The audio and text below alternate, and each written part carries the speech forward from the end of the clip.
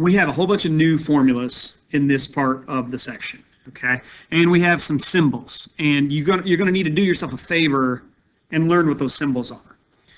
The first symbol that you see is this thing that looks like a W. That is the Greek letter omega, all right? So get over it. You guys learned this symbol was theta. That's a Greek letter. You can learn a Greek letter. It's theta. So the W is the Greek letter for omega, and that omega is representative of angular speed. Angular speed is talking about how fast something is spinning, okay? As opposed to linear speed, which is what we're more comfortable with, okay? We're more comfortable with linear speed. How fast do you run, or how fast do you drive, that kind of thing. Speed in a straight line.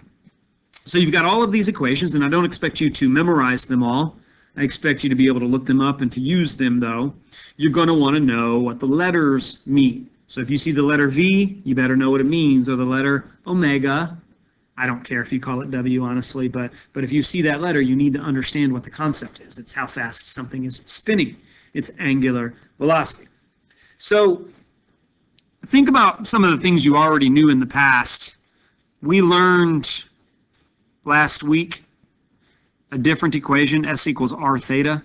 That's going to come up, okay? That's going to come up. And you've also known in your past another equation, distance equals rate times time. Okay, I bring that up because that's basically what this is. V equals S over T. That's linear velocity equals S over T, or the position, the distance that it's traveling around the circle. S is this distance right here. And so it's really the distance equals rate times time equation. If you think about it, distance is S, and the rate is velocity, and time is time. So you could think of it as S equals VT, and all that does is just repositions your variables. S equals VT is the same exact thing, just reimagined, realigned. Okay? So we've got several formulas, we've got several new letters. Make sure you know what everything means. So linear speed, one more time. Linear speed is V. That's straight line speed.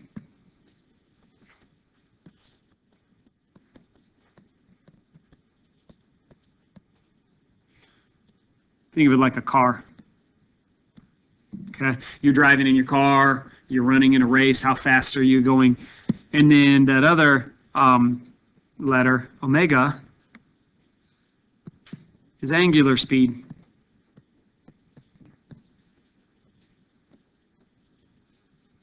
Think of that like how fast is a spinning top spinning. Okay, angular speed. So you can kind of picture it like this, the difference. So imagine if you're at a race, okay? You're at the Indy 500, okay? And, you know, you're probably not going to be driving the car, but here's the car, and it's traveling around this track. Now, I'm going to idealize this and say it's a circular track. I know the real racetrack is not a circle, but we're going to call this a perfect circle for this example, okay? So if you're inside the car and you check the speedometer, you're going to be driving about 200 miles an hour or something. That's your straight line speed. How fast is that car traveling, okay? But let's say you're standing in the perfect center of the circle and you're watching, okay? If you're watching this car and you've got your eyes, you got a favorite racer, favorite driver, and you're watching that driver as he goes around the track, you're going to be spinning, okay? And how fast you're spinning is a completely different number than how fast that driver is driving, all right? And that's the difference between the two velocities, and you have to know the difference. V is straight line velocity, and omega is angular velocity. Number 5, suppose P is on a circle with radius 10 centimeters and ray OP is rotating with angular speed pi over 18 radians per second. Here's how you're going to attack these story problems, okay? You need to go back to like 3rd grade when you first started dealing with story problems, and it was what do I know and what do I need to know? You guys remember when you had to think about that? All right, let's go back to the basics. That's what we're going to do in these problems. What do I know and what do I need to know? Because otherwise, if you don't think about that, you're going to struggle. All right, there's a lot of information on these story problems, and sometimes it has a tendency to make students' eyes go crossed. They look at this and they don't know what they're looking at, and they don't break it down into pieces. That's what you're going to have to do. So what do I know? I want you to go in here and like circle this or underline this and label it with its letter. All right, you really want to identify what letters you know. That's going to help you to pick out the right formula to use. So I know I know I have R as 10.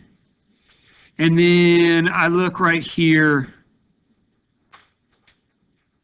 Angular speed, pi over 18 radians per second. That's omega, right? That's omega. So what do I know? I know R. I know omega. What do I need to know? This problem says find the angle. Find the angle, and that's theta. So I need to know theta. I know R and W. Oh, and I also know T, right? So your job is to process that information. I'm going to cut all the words out, all the nouns and verbs and sentences or whatever. I don't really care about that. I'm looking at letters. And if I need to know theta, I'm going to look at my list of formulas and try to find one that has a theta in it. Okay? But specifically, I'm going to look for one that also has like an R or an omega or a T or something like that. Okay? So if we look, okay, and you look too, I see an equation that's omega equals theta over T. Everybody see that one? That one ought to work out for me because I've got an unknown theta, but I know the values of omega and T. Now what I'm going to do to set this up, though, is before I begin plugging things in, I'm going to rearrange the letters. I'm going to isolate the one that I'm finding. So I would probably try to isolate theta. So just rearrange the letters. Theta is equal to omega times T. It's going to be easier for you to plug things in that way. It's just a plug and chug question. But I've got theta equals omega times T. And so you would want to plug those numbers in. Omega was pi over 18 radians per second. And if I were you, I'd get in the habit of including the units. The units are going to guide you and tell you when you mess up. If you get going on the wrong path, the units are what's going to tell you that. Times the time of 6 seconds. Okay? I can cancel out the seconds, so I know my units are going to be radians, and that makes sense for theta, so I know I'm on the right track. I would reduce my fraction and say 6 goes into 18 3 times. Otherwise, you're just reducing. You're going to have theta equals pi over 3 radians. Radians is kind of weird, though, because most of the time you don't need to say radians. If it's radians and you don't put your units, it's understood that it's radians, all right? You can't really say that about any other units. If it's degrees, you got to put degrees. If it's inches, centimeters, feet, whatever, you've got to put your units. Radians is kind of a special case, all right? Part B, find the distance traveled, okay? So rookie mistake, you're going to call it letter D for distance, but if you look back at your formulas, there's not really a D for distance in these formulas. When we talk about distance, we're talking about S for arc length. So I probably wouldn't call it D. Come on.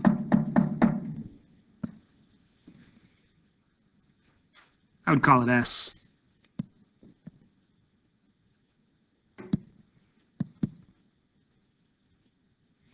So find the S traveled by P along the circle in 6 seconds. So we still have that time is 6 seconds. But again, you think about what do I know and what do I need to know? Well, I need to know S. So if I need to know S, then I need to find a formula that has an S in it. Okay? And you've got a couple of choices, but sometimes one of them is easier than the others. Well, let's see. I have an R and I have a theta. I think the easiest choice might be S equals R theta. S equals R times theta. So the radius is 10 centimeters. And theta, we just found theta a minute ago in part A was pi over 3 radians. So there's nothing really to cancel out other than I don't have to say radians. You're going to get 10 pi over 3 centimeters. You've got a distance of 10 pi over 3 centimeters. If you want, on your calculator, you can estimate that. Say it's about 10.47. That probably makes more sense to your brain. Okay, you probably understand that distance better, 10.7 or 10.5 centimeters. But when you plug it into your Math Excel, you're going to need the exact answer. And if you need the exact answer, you're going to need the pi. And so you would just call that 10 pi over 3. Part C, find the linear speed. Linear speed, of course, is the letter V. So you would look for an equation with a V in it, all right? And, look for one that is going to use some of these letters. I've got omega and R and T and theta and S. I've got all kinds of choices here. I think maybe my choice would be V equals R times omega. The radius was 10 centimeters.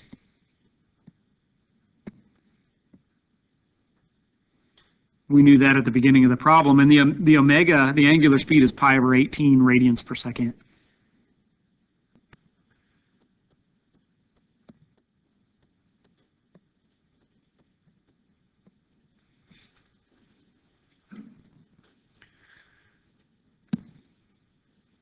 So you can multiply this. You're going to reduce your fraction, though. 10 and 18. Reduce. Both those numbers are divisible by 2. So divide by 2. And we're going to get 5 pi over 9 centimeters per second. Again, the radians isn't really necessary, so we leave it out. 5 pi over 9 centimeters per second. And if you want to check it out and see what that is, approximately about 1.75.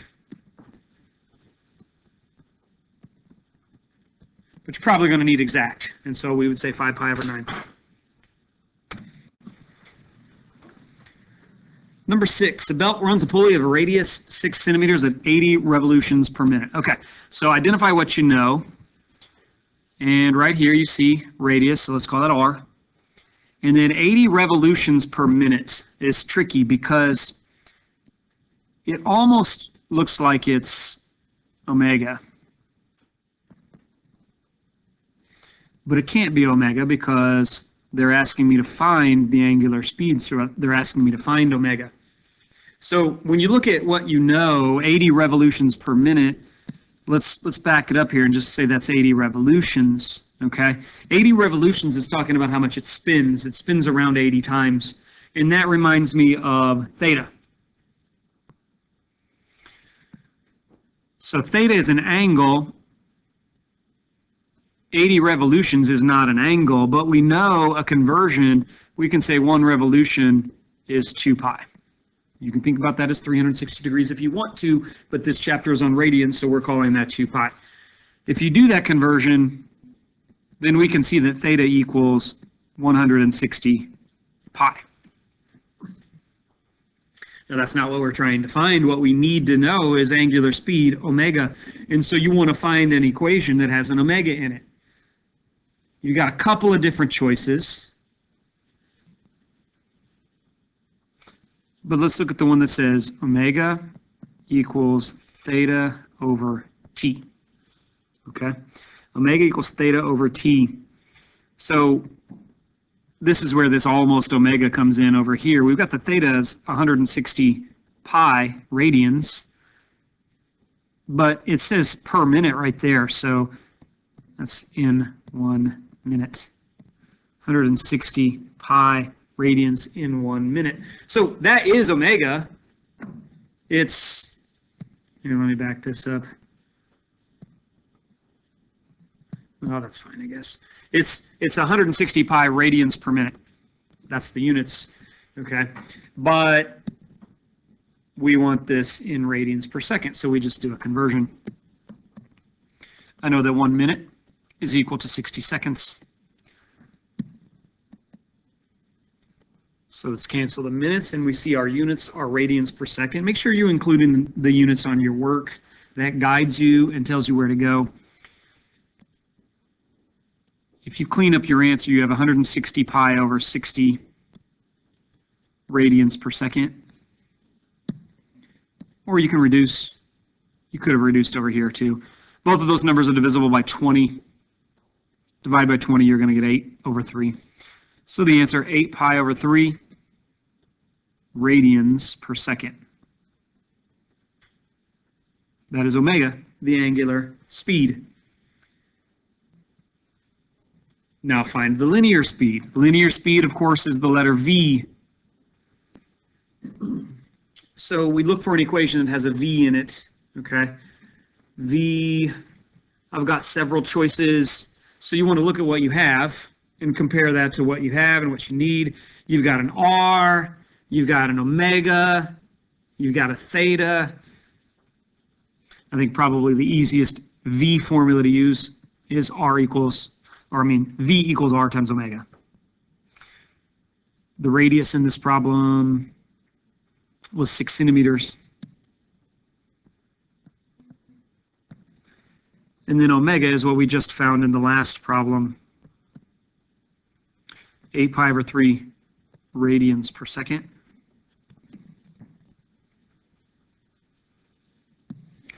I can cancel my fractions. 3 goes into 6 twice. Multiply 2 times 8 pi. You're going to get 16 pi centimeters per second. And it's weird. Radians is the weirdest unit because you don't need it if you don't need it. Okay, I know that's kind of weird, but you don't need it there. Centimeters per second, those are your units for linear speed velocity.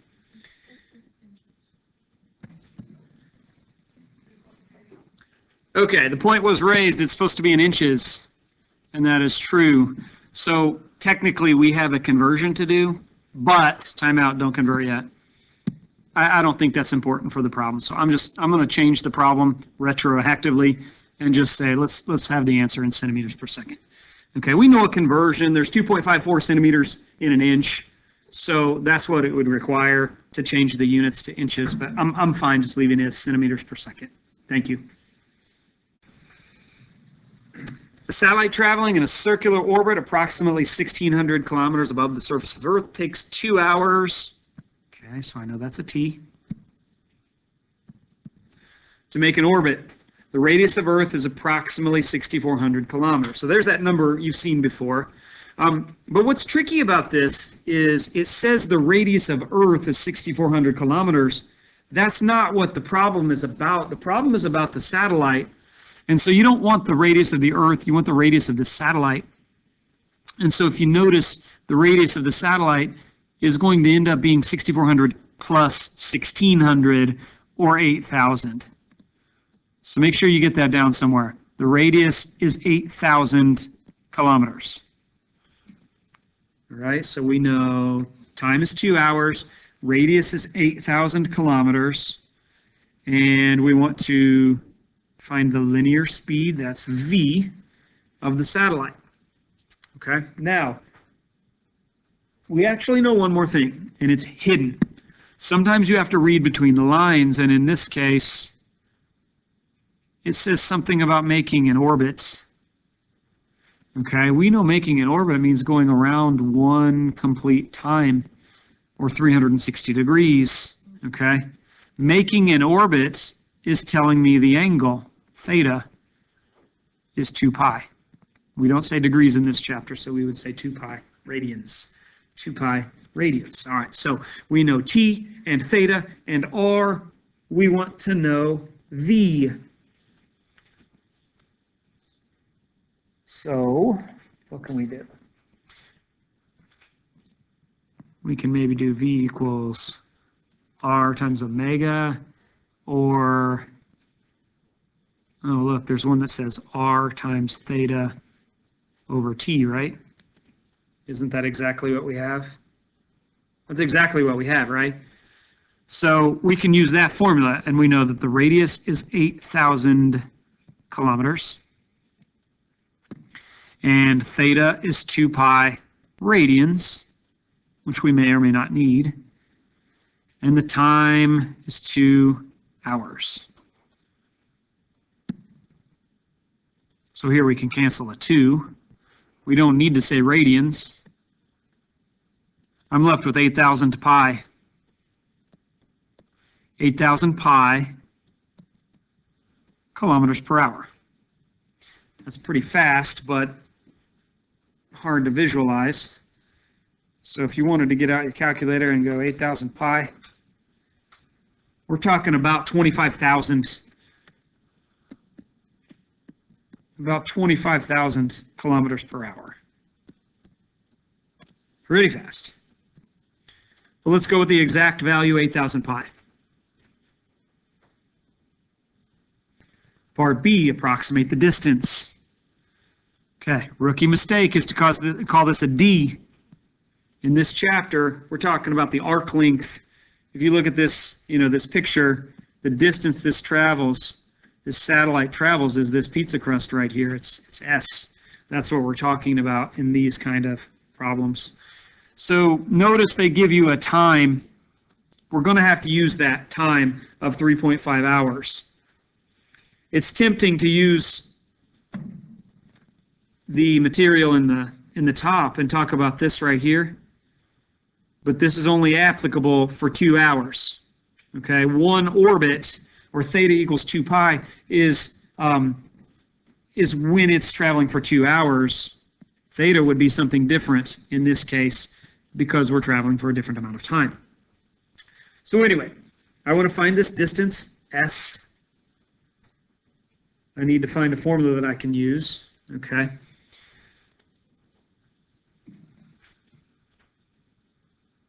We have one that says V equals S over T.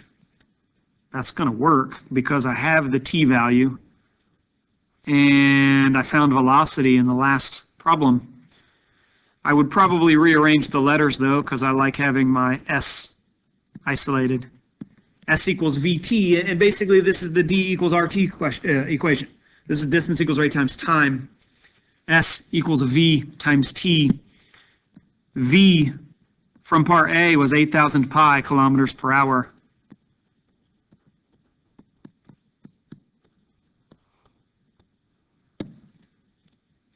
And the time in this case, we have to use this time, is 3.5 hours. So you can see the hours are going to cancel out. You can multiply that. Probably going to want a calculator here, but leave off the pi. Don't worry about pi, just stick it on the end. 8,000 times 3.5 is 28,000. Don't forget to stick that pi back on there. 28,000 pi kilometers. And again, if that number boggles your mind, then take 28,000 times pi and find that we're talking about 88,000 kilometers.